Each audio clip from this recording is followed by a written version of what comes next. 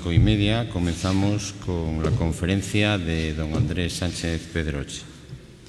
Les voy a anunciar las personas que están en la mesa. A mi derecha, en el extremo, Isabel Menéndez, que es la secretaria del colegio. Vamos de derecha a izquierda. Después Javier Basoria, que es inspector de tributos y actualmente está de vocal del Tribunal Económico Administrativo de Valencia y creo que lleva temas de IVA, ¿no? Bueno. A mi derecha, el más próximo, conocido por todos o casi todos nosotros, Andrés Sánchez Pedroche, que además va a ser nombrado colegiado de honor. A la izquierda del extremo, Luis Menéndez, que es el vicepresidente del colegio, y más próximo a mí, aquí a la izquierda, Miguel Ángel Ruiz Ayuso, que es el vicepresidente del registro de asesores fiscales del Consejo General de Economistas. Antes de dar la palabra a Andrés, quería intervenir Javier Bas, porque es o fue alumno de Andrés Sánchez Pedroche y quería, con motivo del nombramiento, quería decir unas breves palabras. Javier, cuando quieras. Muchas gracias, José Antonio. Señor presidente, señor vicepresidente, miembros de la mesa, señores colegiados, quiero compartir con vosotros esta tarde unas pequeñas reflexiones sobre 3 circunstancias de mi vida relacionadas con don Andrés, evidentemente, que creo que en cualquier momento pueden acontecer en vuestras vidas también y de las que creo que yo he sacado y vosotros podéis sacar valiosas lecciones. Conocí al profesor Sánchez Pedroche. Digo profesor, pues tal era su condición respecto a mí, como ya os ha dicho José Antonio, hace más de 25 años. Él era un profesor universitario que empezaba su carrera y ejercía de secretario en un máster de tributación que organizaba la Escuela de Hacienda Pública en colaboración con la Universidad de Valencia. Yo era un recién licenciado que cursaba el máster. La finalidad del máster era, evidentemente, estudiar el derecho tributario, pero además tenía una segunda finalidad un poquillo menos declarada o menos abiertamente declarada, que era tratar de iniciar a los alumnos del máster en las materias que eran la materia propia de la oposición de inspectores de Hacienda, y trataba de lograr que algunos de aquellos alumnos fuéramos luego inspectores de Hacienda. La situación que viví yo al final de ese máster no fue la más cómoda para mí, porque guiado de ese segundo objetivo que declaraban para el máster, comencé la preparación de la oposición de inspectores que se había convocado ese año. Hizo que faltara alguna de las clases o bastante de las clases que se impartían. Tampoco debió ser muy cómodo para Andrés aquella situación, porque como secretario del máster tuvo que llamarme la atención y recordarme que, aunque hasta ese momento había sido un alumno aplicado y había seguido debidamente las enseñanzas que se cursaban, no estaba siguiendo el camino que tocaba y que podía incluso perder el título. Aunque desde luego, desde mi punto de vista actual, comprendo perfectamente lo que tenía que hacer Andrés en aquel momento, pues resultaba bastante molesto que, si ya es bastante penoso estar preparando una oposición, tener a alguna persona, quizá un poquillo pesada, recordándome cuáles eran mis obligaciones, era una molestia adicional. Al final la situación se acabó solucionando. Acabé cursando el máster, saqué el título y algunos meses después de acabar aquel curso, pues superé las oposiciones y me incorporé como inspector de Hacienda del Estado, como se ha encargado José Antonio de recordar y lleva recordándome desde que llegué aquí ayer. Pero bueno, lo acepto con deportividad. Coincidí también con Andrés pocos años después en Madrid. Yo estaba trabajando en la Dirección General de Tributos y Andrés, entonces ilustrísimo señor don Andrés Sánchez Pedroche, lo ilustrísimo evidentemente os podéis imaginar que solo era por escrito. cuando lo teníamos en presencia, no era ni mucho menos el ilustrísimo señor. Él era vocal asesor del secretario de Estado de Hacienda y a lo que se dedicaba también como secretario de Hacienda, como vocal de la Secretaría de Estado de Hacienda, era molestarnos a los funcionarios de la Dirección General de Tributos. Siempre con urgencias, siempre con trabajos de última hora, siempre con trabajos que no acabábamos de entender. Si me permitís la expresión, la gente de la Secretaría de Estado de Hacienda, con Andrés a la cabeza, eran para nosotros un grano en el culo. Desde allí nos hemos vuelto a encontrar un montón de veces. Rector magnífico de la UDIMA, siendo yo profesor de la universidad.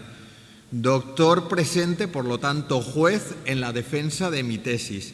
Abogado en ejercicio cuando, con sapiencia y pluma afilada, defiende a los contribuyentes en el Tribunal Económico en el que trabajo. Siempre, allá donde he estado trabajando y prestando servicios, me he tenido que encontrar con este señor enfrente. Dijo Papini que es cierto que en cada amigo hay un enemigo potencial, por lo que no puede por qué ser que cada enemigo no oculte a un amigo que espera su hora. Cada vez que me he enfrentado a Andrés no me he encontrado a un enemigo, ni mucho menos. Por más que nos haya tocado estar en lados enfrentados de la mesa, siempre me he encontrado desde la primerísima ocasión a un amigo que mostraba su condición de tal. Si ya es difícil ser amigo cuando el viento nos sopla de cara, o mejor dicho, de empopada, es mucho más difícil demostrar y ser amigo cuando el viento nos viene de frente y hay que ir ciñendo a rabiar. Vaya con la segunda de mis experiencias. La primera ocasión en la que dicté una conferencia era un funcionario recién aprobado, o hacía muy poquito que me había incorporado al ministerio. No tenía todavía yo ni 28 años y lo que son las circunstancias, resulta que en aquella conferencia tengo que sustituir al director general de tributos, lo cual me pone a hablar justo detrás del secretario de Estado de Hacienda y de un portavoz de la Comisión de Economía y Hacienda. Entre los dos tengo que intervenir yo. Si falta poco, el escenario, IFEMA, con unas 300 o 400 personas, todos titulados, por supuesto, todos mayores que yo y con años de ejercicio, y allí que me veo yo realizando mi presentación. Desde luego, fue una experiencia que me generó tensión, me generó mucho esfuerzo, pero de la que salí pues suficientemente airoso. De aquella experiencia, la verdad es que lo he dicho muchas veces, agradezco mucho aquella experiencia. Lo primero, ¿por qué? Porque llegué a aquel lugar y dije, a partir de ahora solo puedo ir a mejor. A peor ya no voy a ir. Una situación más estresante que esta no me voy a volver a encontrar.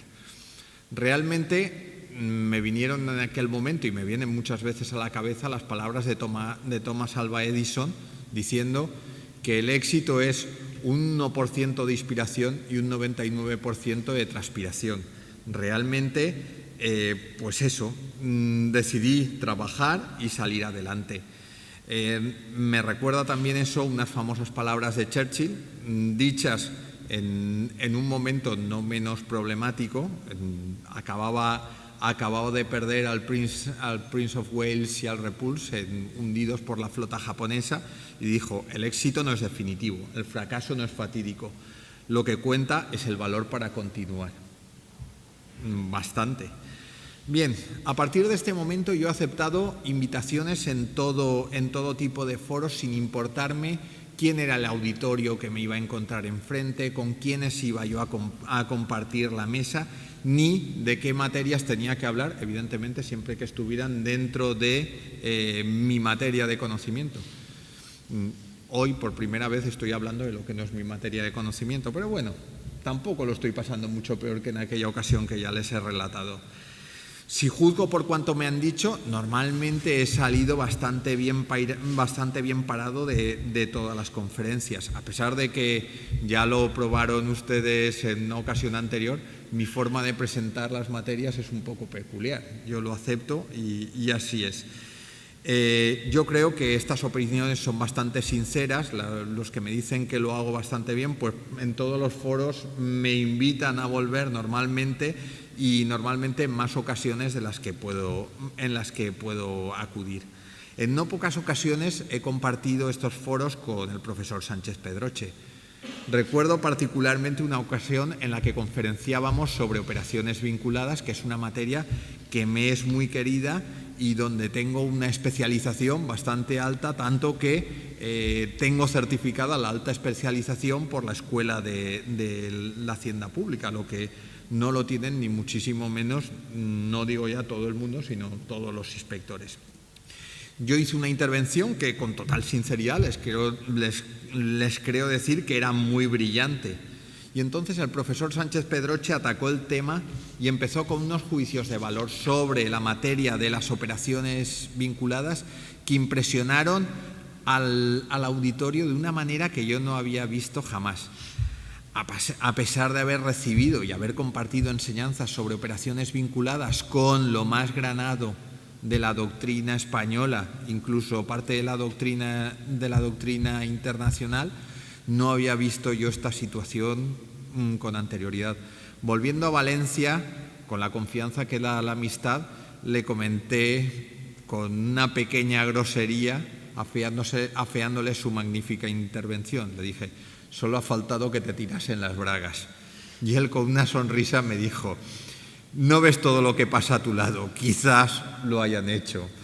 He relatado esta anécdota en muchas ocasiones. De hecho, os había anunciado que lo iba a contar. Él no se lo quería creer, pero efectivamente.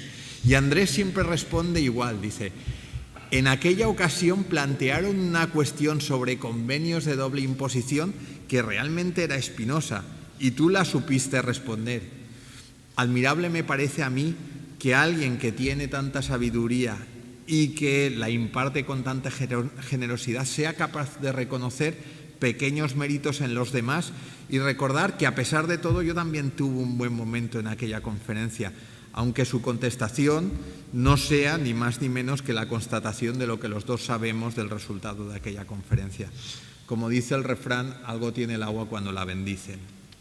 Llego ya al tercer punto que quería compartir con vosotros esta tarde. Hace algunos años publiqué mi primera obra tributaria sobre contabilidad y el impuesto sobre sociedad. Tuve el honor de que Andrés accediera a escribir el prólogo de la misma. En este prólogo, entre otras muchas cosas, destacaba mi perseverancia y tesón y lo ejemplificaba con una afición a correr que me ha llevado y me lleva inevitablemente hacia el maratón. El año pasado tuve la desgracia, aunque muy afortunada en el fondo, de sufrir un error de diagnóstico por parte de una cardióloga. Pensé durante unos cuantos días que mi afición por los deportes se había acabado. Superé el error médico gracias a una segunda opinión. No solo nos equivocamos los inspectores de Hacienda ni los asesores fiscales, también los médicos se equivocan. Y gracias a eso no ha sido nada y decidí volver a enfrentarme al maratón y tratar de rebajar mi marca y fijarla en los 3:30 que tengo fijados y que ahora mismo ya les puedo decir que dentro de 4 semanas no lo voy a lograr. Pero bueno, lo intentaré. Me preguntaba el otro día Andrés por qué me esfuerzo sobremanera para llegar más allá de mis límites completando el maratón en 3 horas y media. Una pregunta muy parecida le hacían a Mallory, un famoso escalador británico, que no alcanzó la fama que debía porque, aunque posiblemente sea la primera persona que llegó a la cima del Everest, descendiendo se le rompió la cordada y se mató.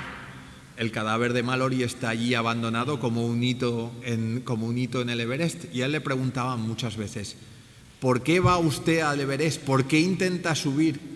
Y él simplemente respondía: porque está allí. Algo parecido le hice yo a Andrés, le pregunté: ¿y tú por qué escribes tantos libros y tantos artículos? La verdad es que aún estoy esperando a que me dé la respuesta. No me la va a dar, y no me la va a dar simplemente por humildad.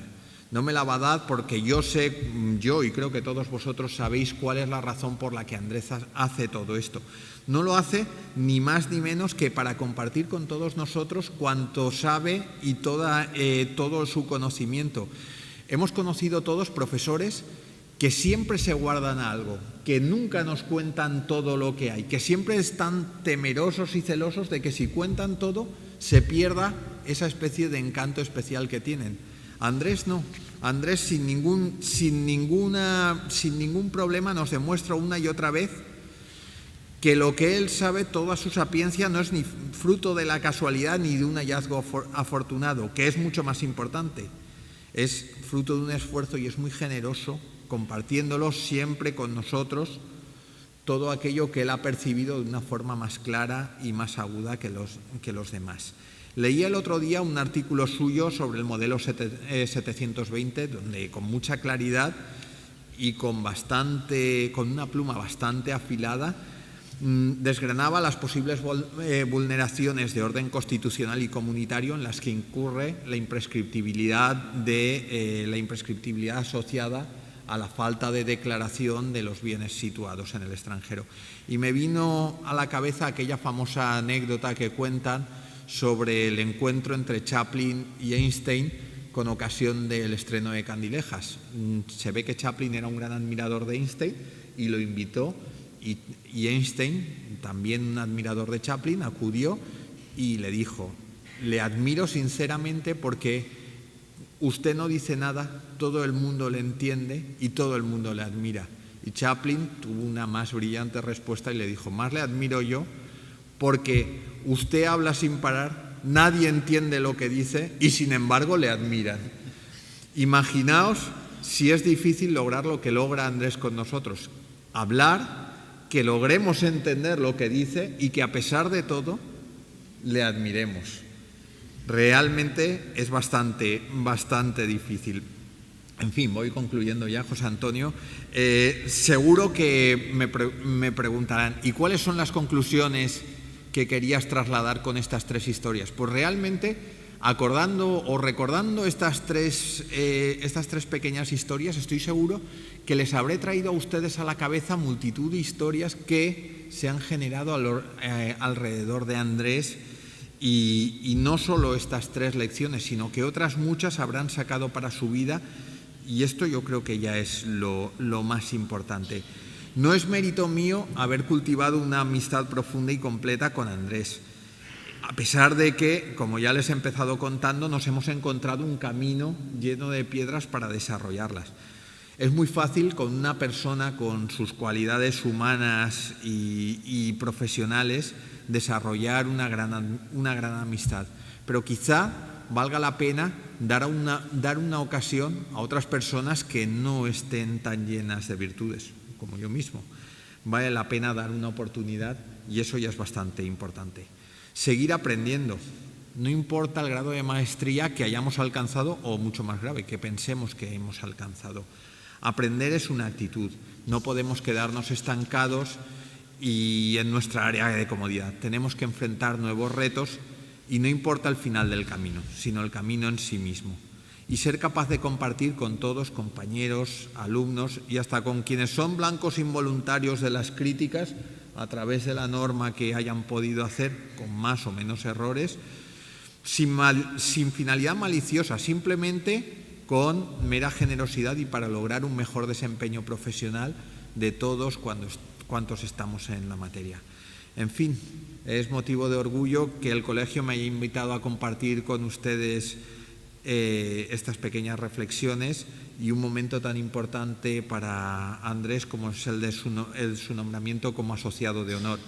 No puedo dejar de felicitarles a ustedes también por tener como compañero, aunque sea en su condición de socio de honor, a una persona con las virtudes humanas y profesionales de don Andrés Sánchez Pedroche. Muchas gracias.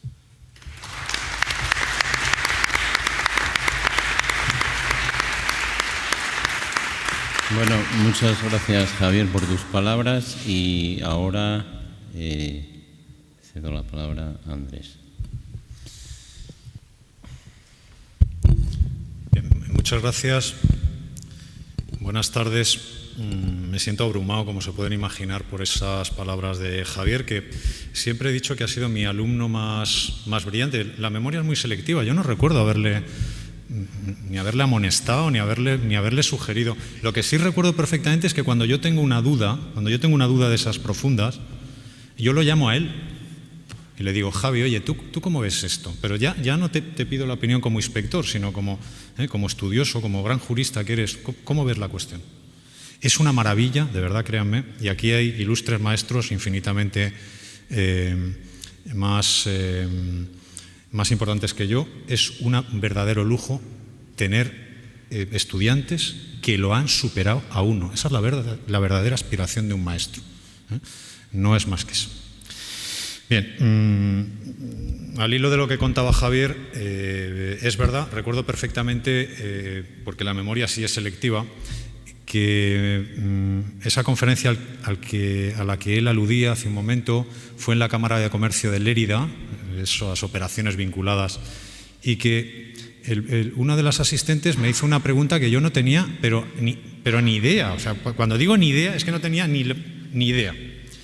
Y cuando vi cómo se arrancaba y cómo la contestaba, yo pensé, pues mira qué suerte tener aquí a un compañero de fatigas que le tapa a uno las vergüenzas, y no se crean, que yo cuando no sé una cosa no me pongo nervioso. Digo, mire, no me lo sé, pero no se preocupe que me lo voy a estudiar. Y de aquí a unos días le voy a intentar responder.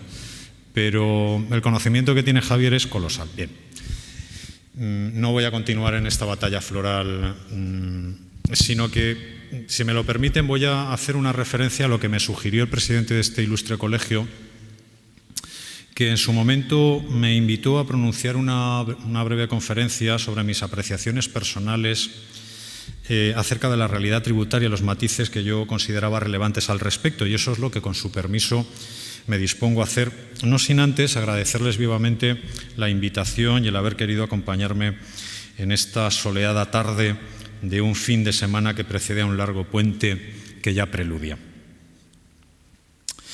Bien, y lo primero que quiero señalarles es que la mayoría de los contribuyentes son fieles cumplidores de las normas fiscales, a pesar de su ignorancia al respecto.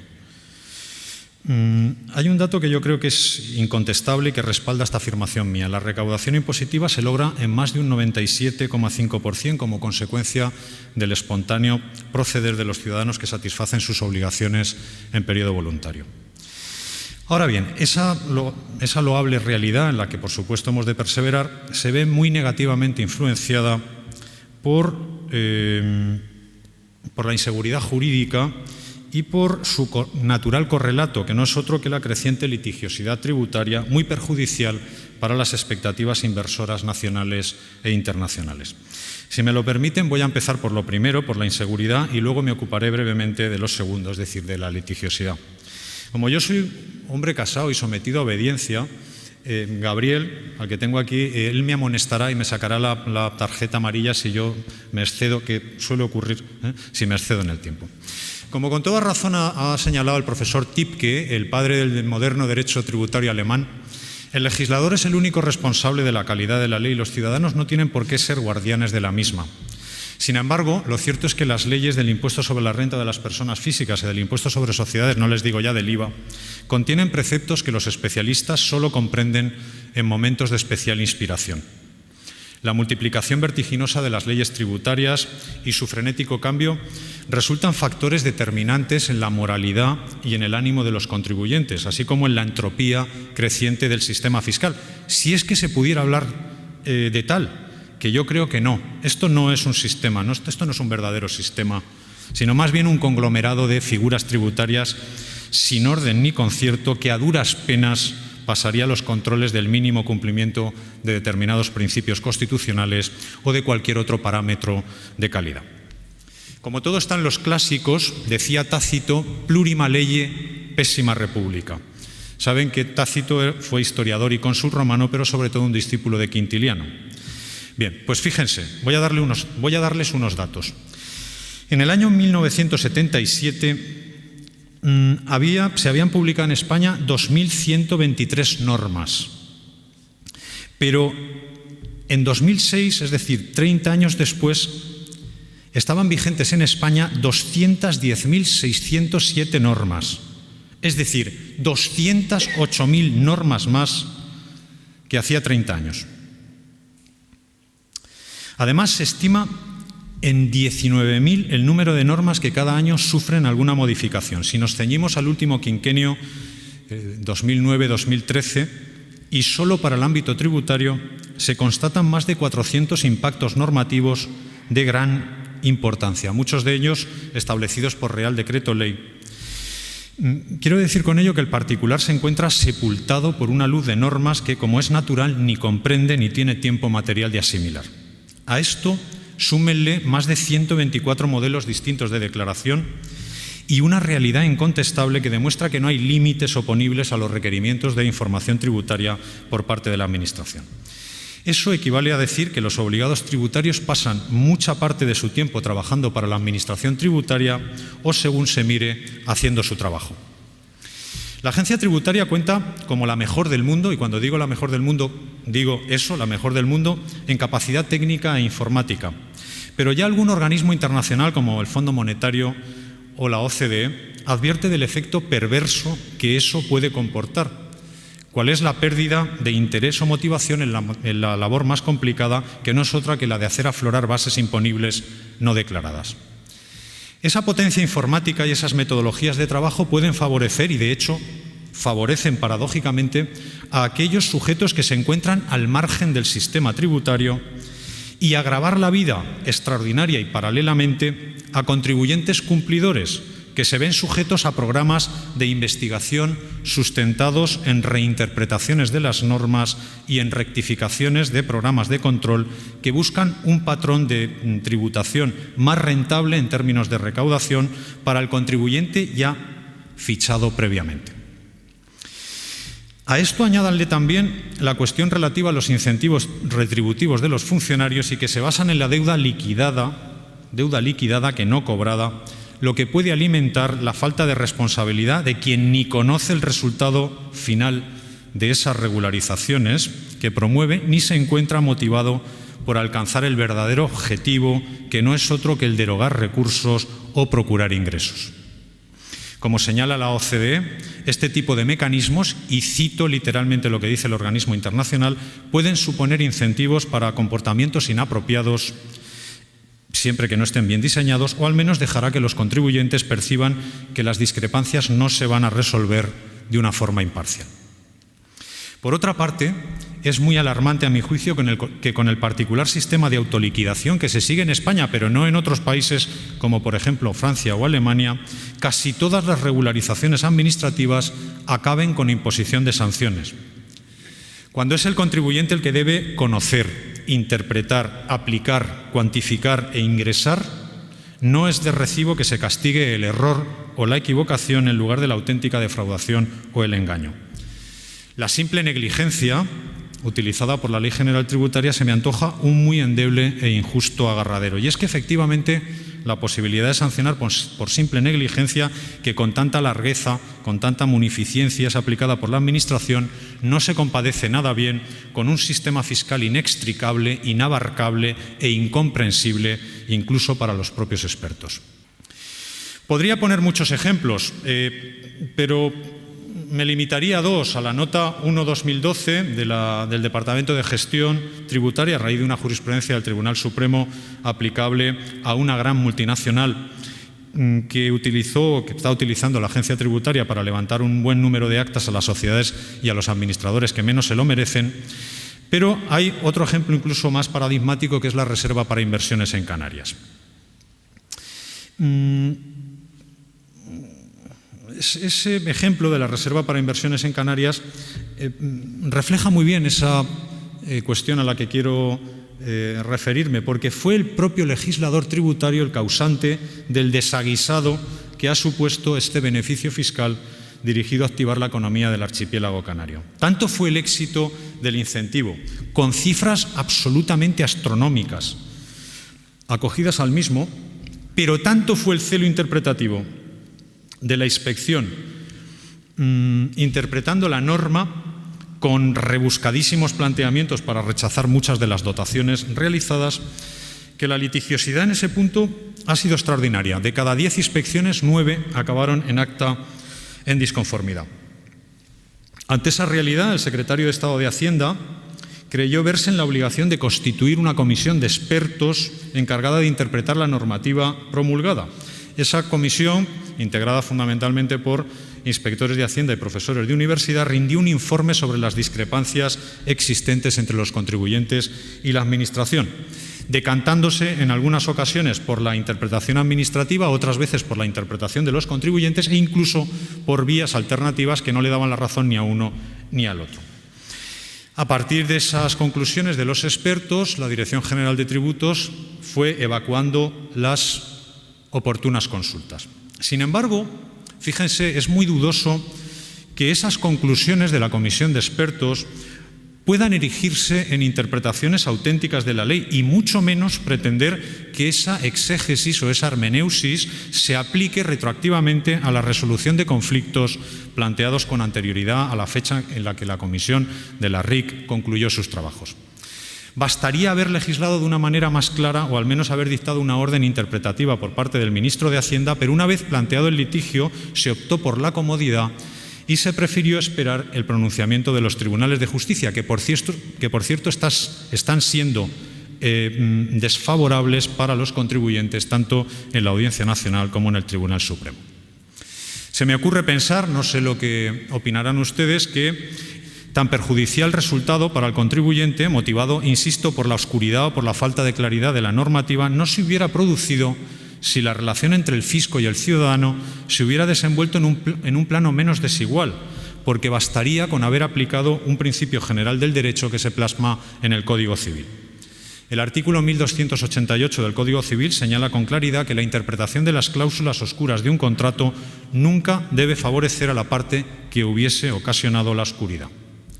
Esa regla, llamada regla contra proferente no contra stipulatoren, descansa en los deberes que impone la buena fe en la contratación, teniendo campo abonado en los contratos de adhesión y en las condiciones generales de la contratación. Y me permito apuntar que con mayor razón, si cabe, habría de aplicarse a unas leyes imperativas de tan difícil interpretación como las tributarias.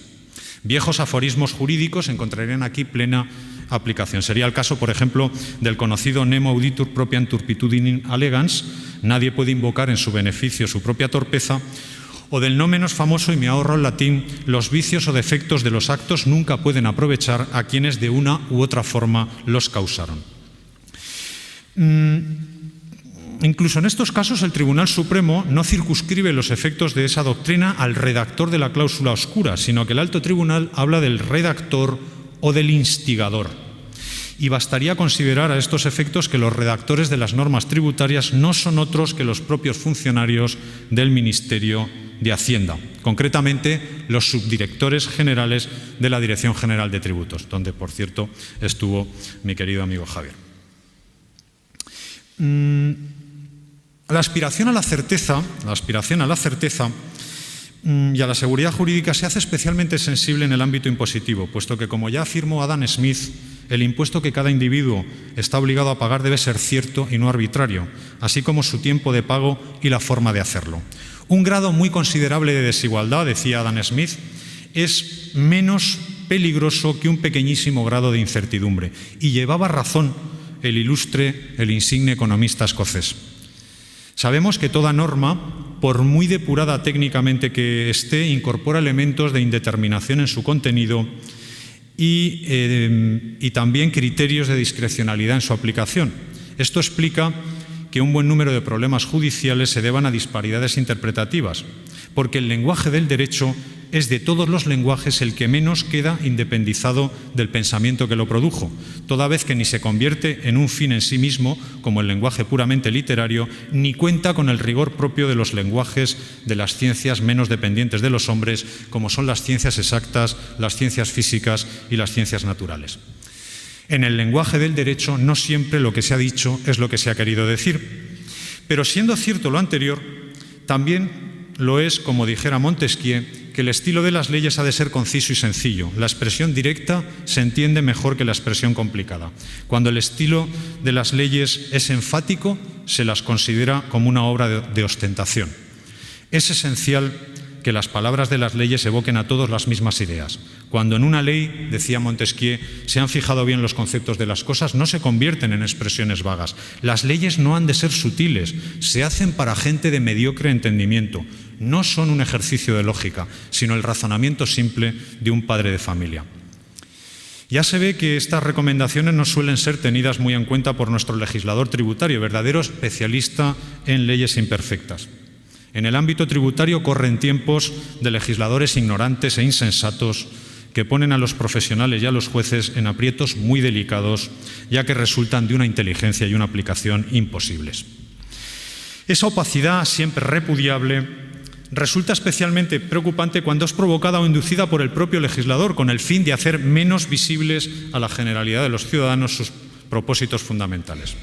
El paradigma de la norma opaca es aquella que aparenta decir una cosa distinta a lo que realmente dice o que en su lenguaje es grandilocuente intentando disimular su vacuidad. O lo que es lo mismo, aquella que dice lo contrario de lo que aparenta. Además, bien sabemos que cuando el derecho se torna ininteligible se da paso a las más absurdas e injustas discriminaciones.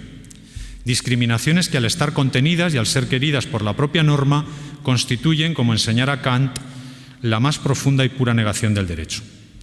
Si a todo ello le sumamos la multiplicidad de criterios de todo tipo que pueden surgir al calor de las ambigüedades de la ley tributaria, doctrinales, administrativos, judiciales, etc., llegaremos a la conclusión de que la seguridad jurídica no es precisamente la nota distintiva del sistema fiscal actual.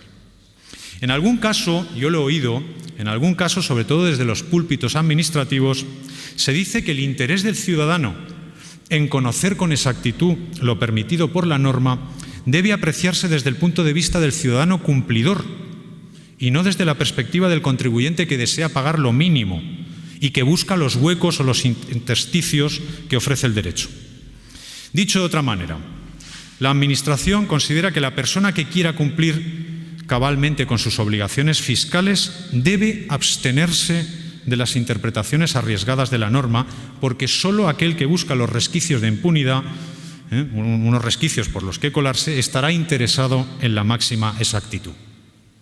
No sé lo que les parece este planteamiento administrativo, pero claro, a mí me parece que ese criterio, de ser correcto, obligaría al contribuyente en la práctica a realizarse una especie de harakiri tributario, practicando autoliquidaciones que en caso de duda se inclinarían siempre por favorecer los intereses de la hacienda pública, en contra de un recto criterio interpretativo y máxime si pensamos que quien pudo haber evitado la oscuridad o la anfibología interpretativa de la norma no lo hizo en absoluto. La propia Audiencia Nacional, en 4 sentencias del año 2011, 16 de febrero, 9 de marzo, 5 de mayo y 22 de septiembre, advierte sobre la incorrección que supone evitar a todo ultranza, planificación que arroje un ahorro fiscal, porque en tal caso, dice la Audiencia Nacional, se caería en la economía de opción inversa, que vendría a consistir en tributar siempre de la manera más gravosa posible para favorecer el interés recaudatorio de la hacienda pública. Algo, dice la Audiencia Nacional, no querido tampoco por el ordenamiento jurídico, ya que no existe un deber patriótico de pagar cuantos más impuestos mejor. Piensen además que en esa inseguridad jurídica motivada por la oscuridad de las normas se ha pretendido atisbar la resurrección de las tesis de la relación de poder en el ámbito tributario. Como ustedes saben muy bien, la configuración jurídica del tributo ha atravesado distintas fases históricas donde 3 grandes tendencias cabe destacar. La tesis de la relación de poder, la tesis de la relación obligacional y la tesis del procedimiento de imposición. La primera de ellas, la tesis de la relación de poder, defendida por insignes juristas alemanes de la talla de Laban, Jelinek y Otto Mayer, consideraba que el tributo no albergaba ni respondía a ningún ideal de justicia, sino que era la mera potestad de imperio del Estado su único fundamento y, por lo tanto, sus normas reguladoras no podían articular verdaderas relaciones jurídicas. Por el contrario, en la segunda década del siglo XX, y como reacción a esas tesis autoritarias de la relación de poder, se perfila la idea del tributo como relación jurídica obligacional, en cuya virtud la ley establece el impuesto, la ley que establece el impuesto confiere a la hacienda pública un derecho de crédito similar al que corresponde a una deuda entre particulares, porque las potestades administrativas que se otorgan para la gestión tributaria son mera ejecución de la ley. Aquí destacan autores de la talla de Hensel, Naviansky, Giannini y Blumenstein. La tercera teoría, la tesis del procedimiento de imposición, defendida fundamentalmente por la doctrina italiana, Alessi, Mazzesoni, Fantozzi, Michele o Fedele, entiende que lo característico y definitorio del tributo no es la obligación en sí misma, sino la existencia de un procedimiento de imposición cuyo único fin es la obtención del ingreso, resaltando en este caso la pluralidad de obligaciones formales de todo tipo a satisfacer y presentando a la Administración como titular de un poder deber. Pues bien, y a esto es a lo que quiero llegar. En la actualidad parece que hemos vuelto a la pura teoría de la relación de poder en el ámbito tributario, donde lo decisivo es la voluntad de uno de esos dos sujetos de derecho, Administración y contribuyente, manifestada en una orden de la primera, de la Administración, y el sumiso acatamiento del segundo, del contribuyente.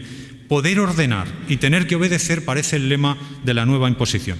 Y eso ha tenido respaldo en la legislación más reciente, volcada obsesivamente, a mi juicio, en la atribución de más y más poderes a la Administración tributaria como vía primordial para atajar el fraude, así como en nuestra más alta jurisprudencia, que ha tratado de legitimar esta vía más allá, en mi opinión, de lo que la razón, el sentido común y la idea del Estado democrático de derecho aconsejan. Y además que como consecuencia de lo mismo ha implicado que el derecho tributario no asuma su verdadero papel de instrumento necesario en la resolución de conflictos sociales, sino como un mecanismo de provocación de los mismos. Ahora bien, fíjense, resulta profundamente contradictorio una legislación dirigida a impulsar, potenciar y ampliar la iniciativa y el margen de decisión de la Administración tributaria con una realidad que apela exclusivamente a los contribuyentes como única fuerza motora de su viabilidad. Parece un oxímoron, pero es que además, si se tienen en cuenta otros factores como el nivel de incentivos económicos y retributivos de los funcionarios o el peso de la deuda tributaria descubierta a contribuyentes no registrados anteriormente por la Administración, podemos hacernos una idea de los problemas prácticos que la aplicación del derecho tributario comporta. Tal es el caso, a mi juicio, de la inseguridad jurídica que genera la interpretación de unas normas oscuras que, en manos de una Administración tan robustecida de poderes, acaba confundiendo a unos contribuyentes que deben convertirse no ya en conocedores del mandato contenido en el precepto, cuestión muy difícil, sino también en sabedores de las tesis administrativas que se acabarán aplicando y aun en precavidos adivinos de la antítesis que deberán defender ante los tribunales si deciden aplicarla finalmente. Y claro, con esas cartas no hay jugador que pueda acertar en la mano. Todo es muy complicado. Las manifestaciones más concretas de esta afirmación del reverdecimiento de la teoría de la relación de poder como explicación más plausible del panorama tributario actual pueden sucintamente condensarse en varios puntos a los que me voy a referir a continuación.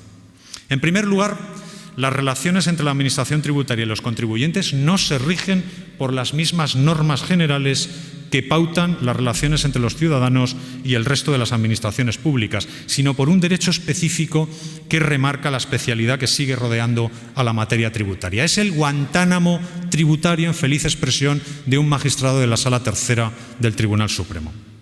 Aunque también he de decirles, para que les sirva de consuelo, que ahora la nueva Ley de Procedimiento Administrativo, la Ley 39/2015 y la Ley 40/2015, que sustituyen a la Ley 30/92, se han tributarizado.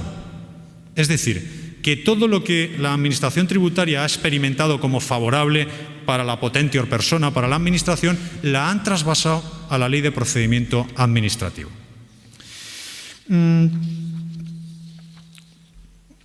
Claro, esa circunstancia de un procedimiento especial comporta un clima muy enrarecido, donde tanto la Administración como el contribuyente experimentan su adverso influjo. La primera, la Administración, percibiendo al contribuyente, como un subordinado o como un súbdito, no como un cliente o un colaborador, que es lo que es. Y el segundo, el contribuyente, intuyendo que la ley no le otorga el mismo amparo que le atribuiría si se relacionase con cualquier otro organismo de la Administración del Estado. Pese a lo que acabo de decirles, a que se ha tributarizado la Ley de Procedimiento Administrativo Común, lo cierto es que el contribuyente ya querría disfrutar del estatus de ciudadano normal, por ejemplo, en el doble silencio que en vía de recurso administrativo tiene sentido plenamente positivo, pero nunca en el ámbito tributario. El segundo punto, donde se atisba ese reverdecimiento de la teoría de la relación de poder, es la existencia de un ordenamiento, como hemos dicho, un ordenamiento tributario confuso.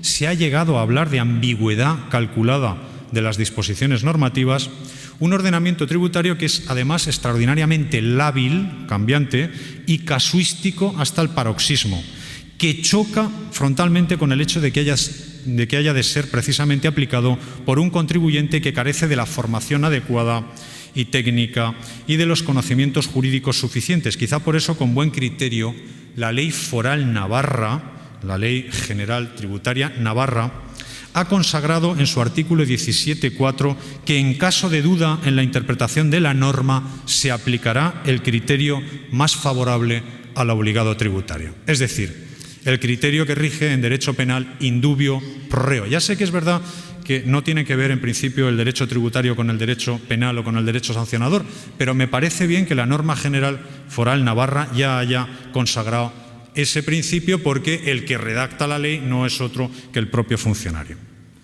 El tercer punto donde se atisba esa relación de poder es en la enorme libertad interpretativa de que goza la Administración tributaria respecto de unas normas cuya génesis, paradójicamente, corresponde precisamente a los propios funcionarios de la Dirección General de Tributos, al ser estos los encargados de redactar los proyectos de ley de modificación de la normativa tributaria y además de apoyar y supervisar la tramitación parlamentaria que los hace posibles. O las anchurosas facultades que la normativa otorga a la Administración de ejercicio no exento de discrecionalidad dirigidas a obtener todo tipo de información, o el abundante número de presunciones y ficciones que, justificados teóricamente en el interés general o en la lucha contra el fraude fiscal, no protegen otra cosa, en la mayoría de los casos, créanme, que la propia comodidad de la Administración tributaria. O la existencia de una Administración dotada de facultades revisoras exorbitantes, materializadas en distintas y sucesivas vías, hasta tanto la controversia tiene acceso a los tribunales de justicia. Piensen, por ejemplo, en los recursos de alzada que pueden interponer los directores de departamento de la Agencia Tributaria o los directores generales del Ministerio de Economía y Hacienda contra resoluciones de los tribunales económico-administrativos regionales estimatorias de las pretensiones de los contribuyentes. Ahora bien, la pregunta surge de inmediato.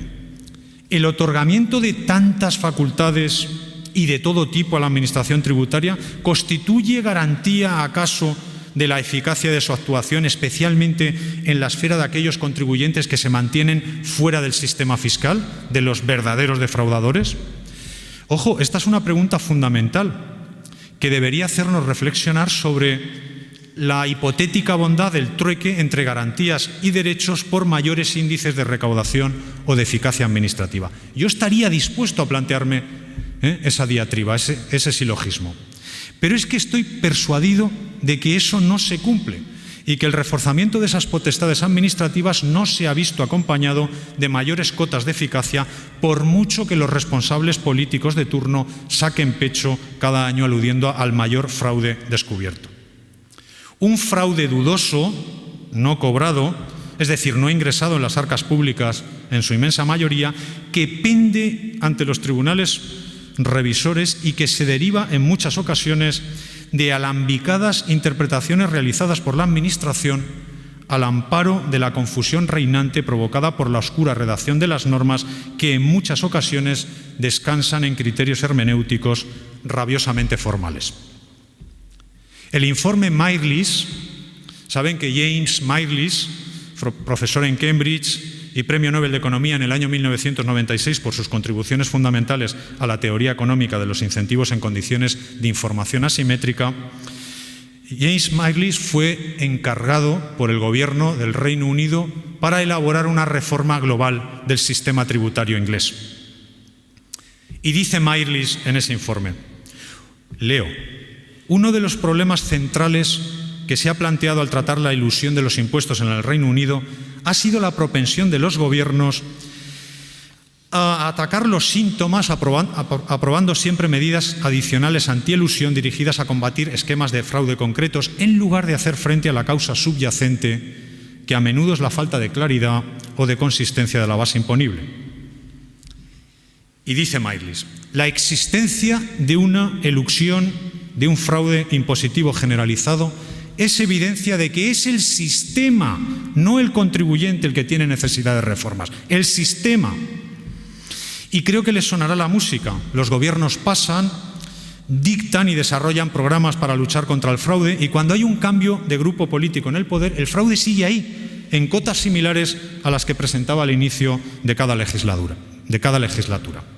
La realidad invita, por lo tanto, a considerar que para combatir el fraude fiscal se necesitan otros instrumentos más allá de las políticas puramente represivas. Convendría no olvidar, por otra parte, que es también preciso, a mi juicio, para esta cuestión, una ejemplaridad en el comportamiento público de la que tampoco podemos precisamente presumir. Y no me refiero exclusivamente a la corrupción política, sino también al desprecio que muestran muchos políticos abiertamente ante las leyes vigentes. Y con eso paso al segundo tema, que es el enorme problema representado por la litigiosidad en España, la litigiosidad tributaria. No sé cómo voy de tiempo, pero yo creo que en 10 minutos acabo. Bien, son 4 las causas principales de conflictividad tributaria en España. 2 son inherentes al propio sistema y 2 a los sujetos que intervienen en el mismo. Las dos causas principales del propio sistema es una, la complejidad del sistema fiscal a la que me acabo de referir, y el segundo, a la metodología o la mecánica de ese sistema basado esencialmente en las autoliquidaciones masivas. 2 factores del sistema. ¿Cuáles son los 2 factores de los sujetos? Muy sencillo. La propensión a la optimización fiscal o al fraude por parte de los contribuyentes, y 2, una actitud inadecuada por parte de la Administración tributaria. Voy a referirme a esas 4 cuestiones inmediatamente. Son muy pocos los estudios que se han realizado a este respecto en España, y su mayor virtualidad es que muestran la dramática evolución, el sesgo que ha adoptado esta cuestión. Fíjense, de la memoria de la Agencia Estatal de Administración Tributaria correspondiente al año 2011, sabemos que en 2010 se resolvieron más de 744.000 reclamaciones o recursos de reposición, lo que supone un 16% más que en 2011. El IRPF fue el concepto más relevante, con algo más de 403.000 recursos, seguido por el IVA y por el impuesto sobre sociedades. Ahora bien, carecemos de datos acerca de cuántos recursos se estimaron o el tiempo que se tardó en resolverlos. Estoy seguro de que muy pocos fueron los estimatorios. En 2003, 7 años antes, las reclamaciones no llegaban a las 166.700, es decir, en apenas 7 años se habían interpuesto 600.000 recursos más. Pero es que en 1997 apenas llegaban a 96.000. Para el caso de los tribunales económico-administrativos, mientras que en 2007 tenían entrada 122.014 reclamaciones, en 2012 esa cifra se elevaba a 223.417. Eso supone, si se fijan, un crecimiento exponencial, espectacular y constante. Otro dato a tener en cuenta es que a 31 de diciembre de 2010 había un nivel de pendencia de casi 180.000 asuntos, volumen que sin duda ha seguido creciendo. A día de hoy hay más de 300.000 reclamaciones económico-administrativas sin resolver. Ahora bien, quizá lo más significativo es que al menos el 40%, concretamente el 41% de las reclamaciones ante los tribunales económico-administrativos regionales se estiman, ya sea parcial o totalmente, con el coste tremendo que eso supone en forma de intereses de demora que hay que devolverles a los contribuyentes y el reembolso del coste de las garantías. Es verdad que ese nivel de estimación del 41% decrece al 23,20% en el caso del Tribunal Económico Administrativo Central. Pero si tienen ustedes en cuenta que en los TSJ se estima en torno a un 31,81%, datos del año 2012, pero que en 2006 llegaban nada menos que al 46%, eso implica tasas bastante altas de estimación. Sobre todo si se tiene en cuenta que muchos contribuyentes renuncian a seguir impugnando tras la desestimación inicial del Tribunal Económico Administrativo Regional, y además hay que ponderar el efecto muy disuasorio que comportan las tasas judiciales y las posibles costas en el juicio. Pero no voy ahí. Voy a formularles otra pregunta. ¿Tanto se equivoca la Administración tributaria? ¿Tanto se equivoca? Y a este dato súmenle otro. Hacienda tiene reconocidos ahora mismo más de 50.000 millones de euros, la mayoría correspondientes a deudas que están pendientes de cobro y no consigue cobrarlos. Es verdad que una parte están avalados y a merced de las futuras resoluciones judiciales, pero lo importante es que España concentra más de la mitad de las deudas tributarias de dudoso cobro de toda la Unión Europea, concretamente 8.993 millones de euros, que es el 54% de los 16.386 millones en el conjunto de los países de la Unión, según la Oficina Comunitaria Eurostat. Por cierto, ¿ustedes se imaginan lo que sería inyectar 50.000 millones de euros en el torrente circulatorio de la economía española y lo que eso generaría en el Producto Interior Bruto? No sé si alguien se lo ha planteado, pero probablemente necesitaríamos de verdad que alguien lo hiciese. Pero ¿por qué hay tanta deuda pendiente? ¿Por qué tenemos tanta deuda pendiente? Pues eso se debe, a mi juicio, a que no se ofrecen vías alternativas que disuadan del litigio para acelerar el proceso de cobro y reducir los costes asociados a esa litigiosidad, que son muy altos. Por ejemplo, en Italia las comisiones tributarias, el equivalente a los tribunales económico-administrativos regionales, ha reducido extraordinariamente la litigiosidad porque han introducido mecanismos alternativos de resolución de los conflictos. Pero es el caso también de Estados Unidos y de Alemania. Por ejemplo, en el caso alemán existe una cultura del acuerdo que curiosamente no tiene refrendo legal. En un trabajo realizado por el Fondo Monetario Internacional en el año 2012, esa predisposición a acordar y a evitar la prolongación del conflicto permitió que en 2003 de nada menos que 3,5 millones de recursos presentados ante la Administración únicamente llegaran a los tribunales 77.000, que es una cifra extraordinariamente baja. Y 3/4 de lo mismo ha venido ocurriendo en Estados Unidos, donde ya desde la Administración Clinton se decidió a revitalizar los medios transaccionales con la intención de reducir el déficit federal. Urge, pues, que en España se introduzcan los cambios pertinentes para hacer posible una gestión más eficaz del sistema tributario, lo que encuentra amparo en el artículo 31 y 103 de la Constitución. Y frente a quienes dicen que eso vulneraría la indisponibilidad del crédito tributario y menoscabaría el principio de legalidad, hay que recordar que los países más avanzados de nuestro entorno disponen profusamente de esos mecanismos transaccionales que además han sido previstos por la Ley 3092 en sus artículos 107.2 y 88, y también desde el 1 de octubre de este año en el artículo 86 de la Ley 39/2015 de Procedimiento Administrativo Común de las Administraciones Públicas. Pero es que además esta posibilidad tiene refrendo constitucional. Piensen, por ejemplo, en el artículo 103, que habla de la eficacia administrativa, o en los artículos 23.1, la participación de los ciudadanos en la administración y los asuntos públicos, o en el artículo 9.2, la participación en la vida económica, social y política, o en el artículo también constitucional, el artículo 105.1.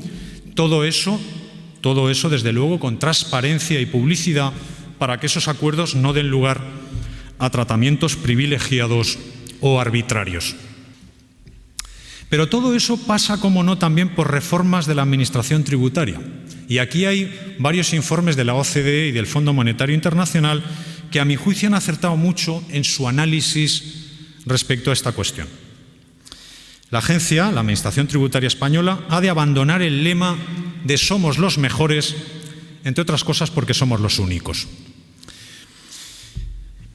Y esos organismos internacionales recomiendan algunas cuestiones que a mí me parecen muy acertadas. Dice, en primer lugar, la OCDE y el Fondo Monetario Internacional que los órganos tributarios tienen que conocer cómo funcionan las empresas, cómo desarrollan su actividad negocial, las características específicas del sector en el que se incardina la empresa comprobada y también los rasgos y circunstancias que caracterizan a esa empresa en particular y pueden explicar la motivación de su conducta. Parece una obviedad, pero no lo es. No lo es. La Administración tiene que abandonar la posición institucional de recelo y de desconfianza y entrar en la realidad económica y empresarial. Debe abandonar ese principio de incredulidad sistemática respecto a lo declarado por el contribuyente. En segundo lugar, dice la OCDE y el Fondo Monetario Internacional, la Administración debe actuar con imparcialidad. Y lo concreta en el siguiente parámetro: solo hay derecho a recaudar el tributo, no a maximizar el importe de las liquidaciones tributarias. Se dice muy bien.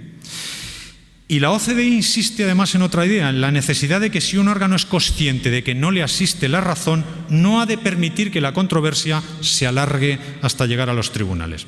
Y yo quiero recordar aquí las palabras del gran tributarista alemán Hensel cuando decía lo siguiente, y cito literalmente lo que decía Hensel. Decía Hensel: la autoridad financiera, la Administración tributaria en el procedimiento de comprobación, es un órgano provisto de soberanía. Tiene la misión de tutelar enérgicamente las pretensiones legales, pero nunca puede pretender lo que exceda de estas.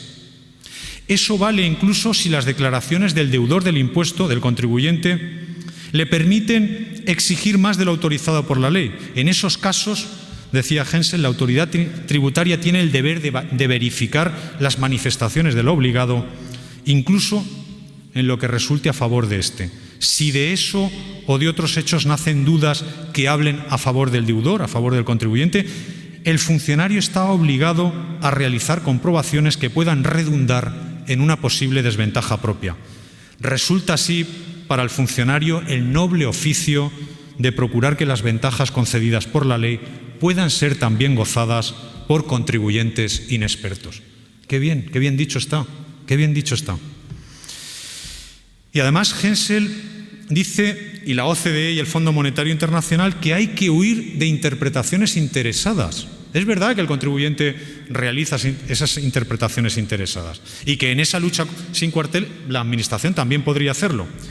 Pero hay interpretaciones interesadas que no son tolerables, a mi juicio. Por ejemplo, la agencia está defendiendo con mucha frecuencia que en el trámite de audiencia previa a las actas inspectoras, donde se supone que se cierra la instrucción del procedimiento, hay que transparentar todo por parte del contribuyente, pero ellos no transparentan absolutamente nada. Dicho de otra manera, si en ese procedimiento, en ese trámite de audiencia previa, donde se cierra la instrucción del procedimiento, el contribuyente tiene que conocer qué defectos o incumplimientos se aprecian en sus declaraciones, para que de esta manera pueda aportar las pruebas necesarias que justifiquen su actuación, no esperen en ningún momento que la Administración actual se lo facilite.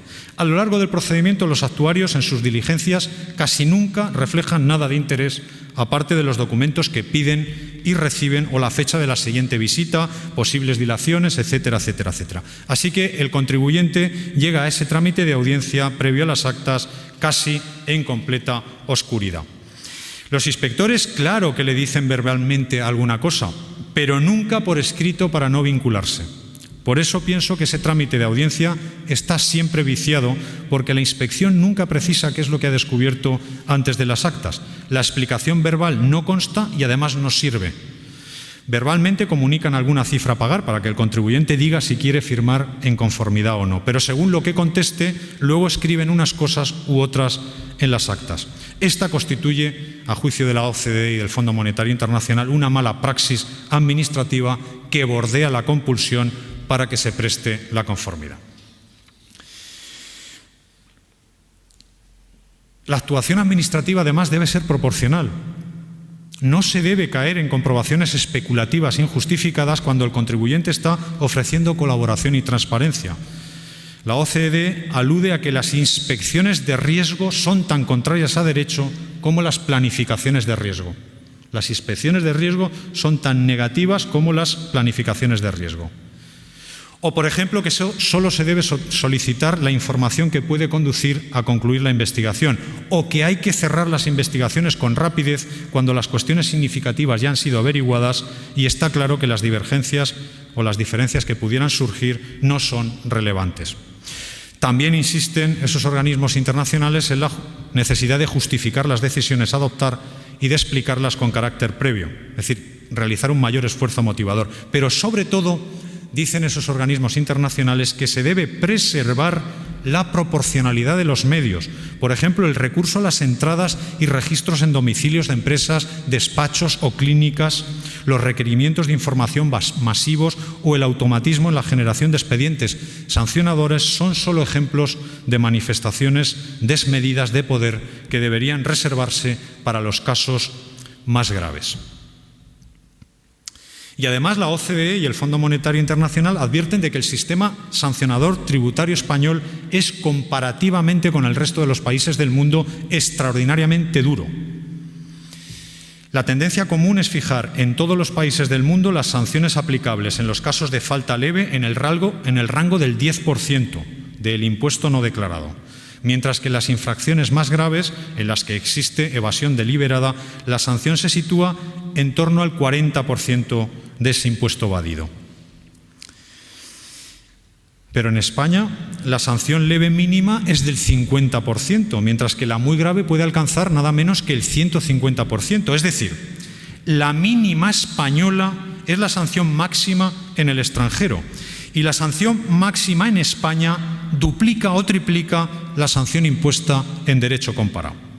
Y claro, algo no encaja, porque si la Agencia Tributaria Española es la que acopia más información tributaria a nivel mundial, ¿para qué necesita, me pregunto yo, un sistema sancionador tan severo como el existente? ¿Para localizar acaso mejor a los infractores y para sancionarlos? ¿No sería acaso más razonable adoptar las medidas oportunas para impedir que quienes están ubicados en sectores de riesgo lleguen a incumplir? Y digo más, ¿no evitaríamos sanciones sobre cuestiones interpretativas si fuese la propia Administración la que liquidara los tributos y no el propio contribuyente? Volvamos al sistema de declaración con liquidación por parte de la Administración. Ya sé que lo que estoy diciendo es una barbaridad en el fondo, porque gran parte de ustedes y yo mismo nos quedaríamos sin trabajo. Pero ya nos ganaremos la vida de otra forma, no se preocupen. Volvamos al sistema de declaración con liquidación administrativa.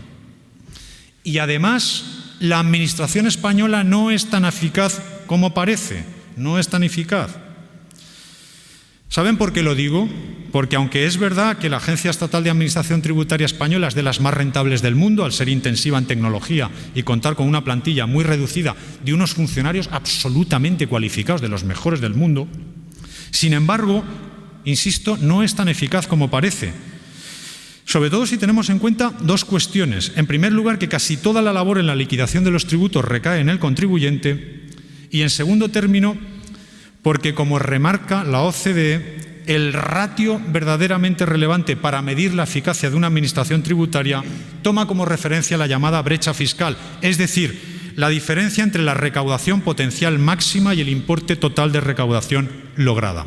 De tal manera que cuanto más se aproxime ese importe de recaudación lograda al potencial máximo recaudable, más cerca a su vez estará de niveles satisfactorios en el cumplimiento de los objetivos. Y aquí claramente España no mantendría ninguna posición de privilegio en un hipotético ranking de eficacia respecto de otras administraciones de nuestro entorno. Concluyo ya. Atender las necesidades generales, es decir, recaudar, constituye un fin muy relevante, extraordinariamente relevante. Pero una afirmación tan genérica como esa no ofrece ninguna justificación de los impuestos y, por lo tanto, tampoco suministra ninguna medida sobre su adecuada distribución. Si el reparto de la carga fiscal es injusto o si la Administración socapa de defender el interés general, se extralimitan sus funciones, la injusticia no desaparece por el hecho de que el acreedor tributario necesite recursos económicos y los contribuyentes sigan teniendo de algo con qué pagar. A ningún juez de lo civil se le ocurriría considerar que una demanda está justificada porque el demandante necesita dinero y el demandado lo tiene. Tan sencillo como eso. Muchísimas gracias.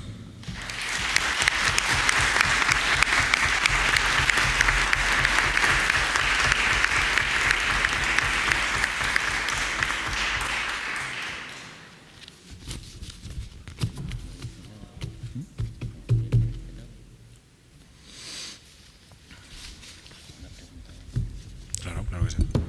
Bueno, ¿tienen alguna pregunta? Bueno, pues parece que no hay preguntas, entonces vamos a hacer un descanso ahora para reanudar a las 7 el homenaje a los colegiados.